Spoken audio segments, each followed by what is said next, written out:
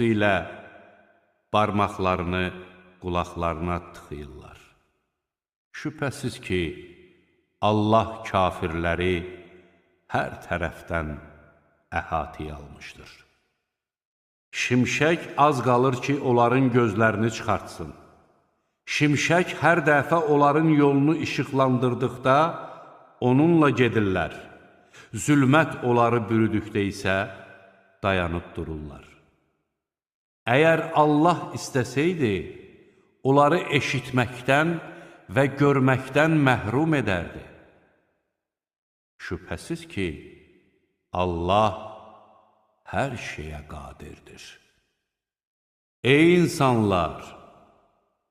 Sizi və sizdən öncəkiləri yaratmış Rəbbinizə ibadət edin ki, bəlkə Allahdan qorxasınız.